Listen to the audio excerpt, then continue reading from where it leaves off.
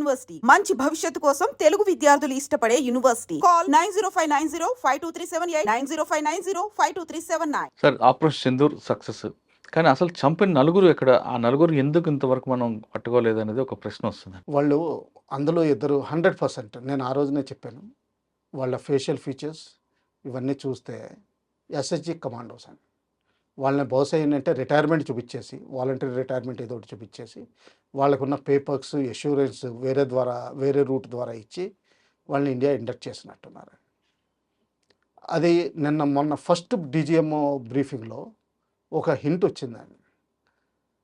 మీ ఉగ్రవాదులతో పాటు ex army men కానీ service men కానీ ఉన్నట్టు మాకు అనుమానం అని. అంటే ఇది జరిగినట్టే. ఒక విధంగా ఒకవేళ నిజంగా లైవ్ పట్టుకుని ఉంటే కస్టడీలో పెట్టిండొచ్చు. అది కూడా పాసిబిలిటీ ఒకటి ఉంది, డిస్టింక్ట్ పాసిబిలిటీ. ఎందుకంటే వాళ్ళ ఇంట్రాగేషన్ వల్ల హైయెస్ట్ పాసిబుల్ మోడస్ ఆపరండి డీటెయిల్స్ తెలుస్తాయి. ఒకవేళ నిజంగా పట్టుకోపోయి ఉంటే వాళ్ళ ప్రొఫిషియన్సీ ఉందండి. ఆ మాత్రం ప్రొఫిషియన్సీ కష్టం కాదండి. ఎందుకంటే వాళ్ళకి ట్రైనింగ్ అది ఎంత ఉంటుందంటే, ఒక 10 feet by 10 feet ఏరియాలో ఇద్దరు 10 రోజులు సర్వైవ్ అయిపోతారండి.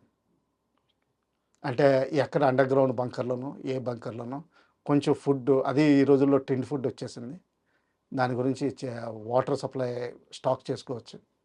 సో ఆ విధంగా హోలప్ అయి ఉండొచ్చు. లేకపోతే నిజంగా కావాలంటే వాళ్ళు ఎక్స్ఫిల్ట్రేషన్ కూడా చేసి ఉండొచ్చు. ఎక్స్ఫిల్ట్రేషన్ మెథడ్స్ ఉన్నాయండి వాళ్ళకి, చాలా కాంప్లికేటెడ్ మెథడ్స్. ఈ ఫైరింగ్ ఎప్పుడైతే జరుగుతుందో అందులో ఎక్స్ఫిల్ట్రేట్ చేసి ఉండొచ్చు, అది ఈజీ అవుతుంది. So 3 scenarios. ఒకటి క్యాప్చర్, అంటే మన కస్టడీలో ఉండి ఇంట్రాగేషన్ జరుగుతుంది అనుకోవచ్చు. రెండోదేమో వాళ్ళు ఇంకా పట్టుబడిపోవచ్చు. ఒకవేళ పట్టుబడినా కానీ they could have been killed. ఎందుకంటే ఐడెంటిటీ ప్రూఫ్ కరెక్ట్గా చేయడం కష్టం అవుతుంది. ఒకవేళ మీరు అన్నట్లుగా ఫస్ట్ దీంట్లో తీసుకుంటే, కస్టడీ తీసుకుంటే ఇప్పటికి బయట లీక్ అవుతుంది కదండి, అవ్వాల్సిన అవసరం లేదు. ఆర్మీ పికప్ చేసి కంప్లీట్గా అయిన వరకు రిలీజ్ చేయరా? జాయింట్ ఇంట్రాగేషన్ సెంటర్స్ ఉంటాయి. ఎవరు జాయింట్ అంటే మీది army local police try services కూడా అంటే పిలుస్తారండి. సపరేట్ రెప్స్, ఐబీ ఉంటుంది, రా ఉంటుంది, స్టేట్ పోలీస్ ఉంటుంది. కొంతమందిని ఎక్స్క్లూడ్ కూడా చేయొచ్చు, కొంతమందిని ఇంక్లూడ్ కూడా చేయొచ్చు స్పెషలిస్ట్. అంటే కంప్లీట్ పిక్చర్ వచ్చే వరకు రివీల్ చేయరండి. సార్ ఆర్మీ ఇంట్రాగేషన్ ఎలాగుంటుందండి? ఆర్మీ ఇంట్రాగేషన్ మన లోకల్ పోలీస్ లాగే కొట్టడం ఉంటుందా, లేదు ఒక సైంటిఫిక్గా వెళ్తారండి? సైంటిఫిక్గా ఉంటుంది. ప్రస్తుతం స్టార్ట్ అవుతుంది, మనం ఇద్దరం మాట్లాడుకుంటున్నట్టు. దీనిలోనే జెఫ్ అండ్ మట్ టెక్నిక్ ఒకటి ఉంటుందండి. ఫస్ట్ అది వాడతాం. ఎలా అంటే ఒకళ్ళు లోకల్ పోలీసు లాగా 3rd degree 1st degree అది ఎప్పుడు ఉండదండి. ఎందుకంటే జనరల్గా సరెండర్ ఇలా క్యాప్చర్ అయినప్పుడు వాడు already either he's two smart, అంటే రివీల్ చేయడం అసలు ఎప్పుడూ, అంటే చాలా హార్డ్ ట్రైనింగ్ వరకు. అంటే వాడి డిగ్రీ ఆఫ్ రెసిస్టెన్స్ ఎంత ఉందో మనం మీ దగ్గర పికప్ చేశారనుకుంటాం, క్యాప్చర్ అయ్యాడు అని ఏ స్టెప్లో తీసుకొస్తారండి? ముందు క్వశ్చన్ చేసుకుంటారా, తర్వాత కొడతారా, ఏ విధంగా ఇంట్రాక్షన్? మామూలుగా చేతులు కట్టేసి ఒక రూమ్లో పెడతామని. దాని తర్వాత రూల్ ప్రకారం ఏంటంటే 24 hours మన పోలీస్కి హ్యాండ్ ఓవర్ చేయాలండి.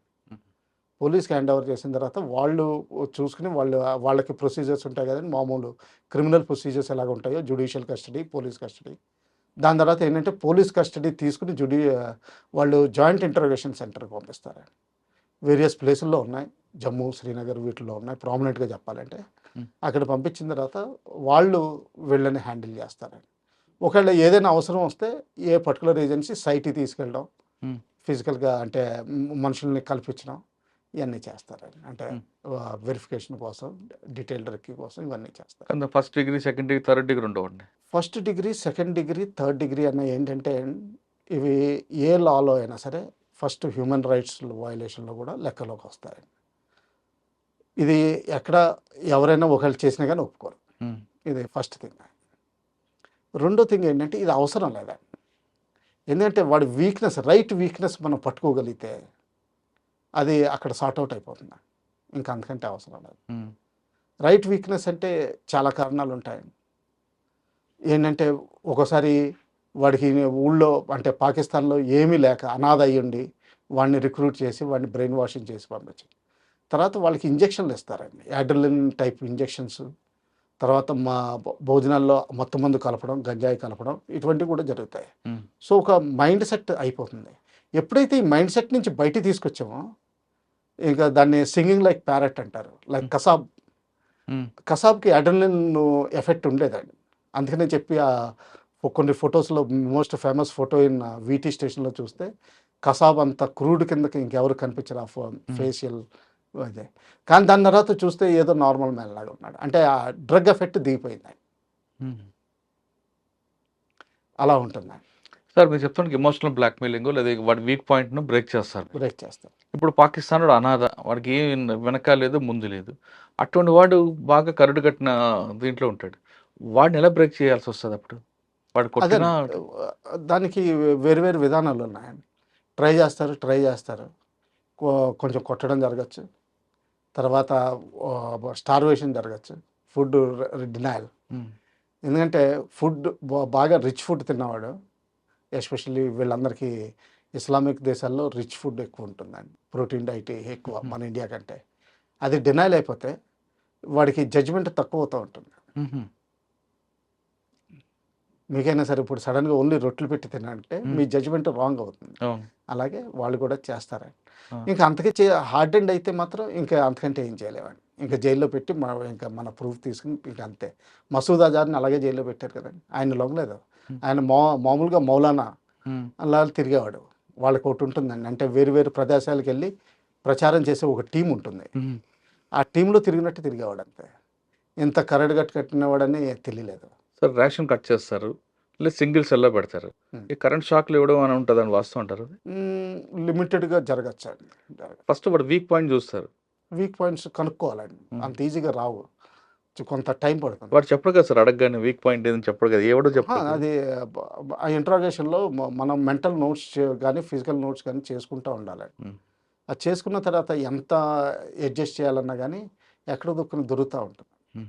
అంటే ఫ్యామిలీ బ్యాక్గ్రౌండ్ లేదా ఇంకోటి ఫిజికల్గా ఏదో ఉంటుంది వీక్. ఫ్యామిలీ బ్యాక్గ్రౌండ్ అని కూడా కాదండి. అంటే ముందర అబద్ధాలు చెప్తున్నాడు అనుకోండి, తర్వాత అంటే వేరియస్ టెక్నిక్స్ ఉంటాయండి. ఒక 6 టెక్నిక్. అంటే మేము ప్రామినెంట్ టెక్నిక్ ఏమంటామంటే నార్త్ ఈస్ట్లో ఎక్కువ వాడేది టెంట్ టెక్నిక్ అంటాం. ఒక 10 మందిని పట్టుకున్నాం అనుకోండి, ఒక్కొక్కరిని ఓ టెంట్లోకి పిలుస్తాం అనమాట. వేరే వాడిని బయటికి పంపించినప్పుడు అంటే వాడి దగ్గర నుంచి ఏదో డేటా సేకరిస్తాం. వీడెవడు, వాడి పేరేంటి, ఇది ఆ ఊరేంటి, వాడు ఏం చదివాడు, వాడు ఆర్మీ వాడా ఏదో చెప్తాడు. సరే అని చెప్పి వేరే చోట పంపిస్తామండి. నెక్స్ట్ వాడిని పిలుస్తాం, వీడు ఏం చెప్పాడు మనకు తెలియదు. సో ఆ విధంగా ఏంటంటే వీడు చెప్పిన డేటాకి ఏమైనా కాంట్రడిక్షన్ వచ్చింది అనుకోండి, మనం క్రాస్ క్వశ్చన్ చేస్తాం. అంటే ఇలా చెప్పాడని కాదు, బహుశా ఇలా అయ్యి ఉండొచ్చు కదా ఇలా అంటే, అప్పుడు వాడు బెంబెలు ఎత్తిపోతాడు, ఏంటి వీళ్ళ దగ్గర ఇలా కాబట్టి. ఇలాగ 4-5 అయ్యేసరికి మీకు చాలా డేటా వచ్చేస్తుంది. ఆ డేటాలో గ్యాప్స్ కనిపిస్తాయి. అక్కడ క్రాసింగ్లో మెల్లగా లాగడం, అంటే ఒక చోట డొంక లాగితే మొత్తం డొంక అంతా కదిలినట్టు కదులుతుంది. ఏమంటారు? Tent technique, tent method of interrogation అంట. టెంట్లో కూర్చోబెడతారు. అంటే టెంట్ అనే కాదు, ఒక రూమ్ కూడా అనుకోవచ్చు అండి. అంటే ఫీల్డ్ ఏరియాస్లో రూమ్స్ ఉండవు కదా, ఇలాగ మీలాగా లగ్జూరియస్ రూమ్స్ ఉండవు, ఎయిర్ కండిషన్ అండ్ ఇది. అక్కడ ఏంటంటే టెంట్ వేస్తాం. అంటే టెంట్లో ఏం మాట్లాడుతున్నావు, ఎలా మాట్లాడుతున్నావో కూడా తెలియదు. అసలు వాటితో మాట్లాడేవి కూడా బయట వాళ్ళు తెలియదు కదా. అవును. దీన్ని టెంట్ అంటే ఎగ్జాంపుల్ చెప్తున్నది, దీన్ని టెంట్ మెథడ్ ఆఫ్ ఇంట్రాగేషన్ అంటారు. తర్వాత ఏంటంటే క్వశ్చనర్ ఇస్తారు, రాయమంటారు. నీ బయోడేటా రాయి, నీ పేరేంటి, మీ అమ్మ పేరేంటి, మీ నాన్న పేరేంటి.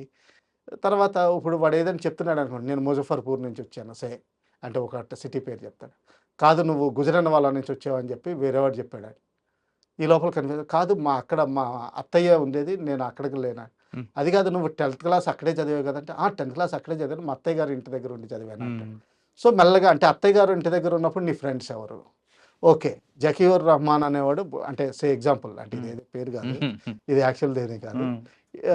ఆ జకీర్ రహమాన్ అనేవాడు నీ ఫ్రెండ్, వాడు టెర్రరిస్టు ఇండియాలో కాశ్మీర్లో చచ్చిపోయేటప్పుడు. సో అంటే ఏంటంటే అప్పుడు మెల్లగా మొదలు పెడతాడు అనమాట. సో ఇటువంటిది కూడా జరగచ్చు. ఓకే, అంటే ఇది main tent method of interrogation, most popular method, especially ఎక్కువ మందిని చేసినప్పుడు. ఎక్కువ మంది ఇండిపెండెంట్గా దొరికినప్పుడు జనరల్గా ఏదో ఒకటి దొరుకుతుందండి. ఎందుకంటే వాడికి తెలుసును హీఈస్ గోయింగ్ టు గ్యాలోస్, వాడికి నయాన భయాన పెట్టాలి.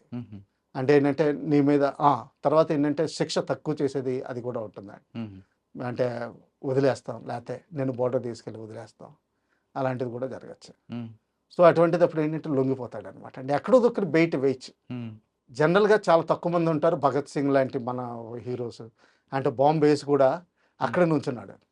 ఉమ్. అది టెర్రరిజం కాదండి. ఆహా, అది కాదు. అది కాదు. ఆయన అక్కడ నుంచున్నాడు. అదే సైలెంట్ బాంబు వదిలేడు. ఉమ్. తర్వాత చెప్పాడు నేను ఎందుకు చేశాను, అక్కడే నుంచున్నాడు. అది వేరే. అటువంటి పర్సనాలిటీస్ మీకు దొరకరు.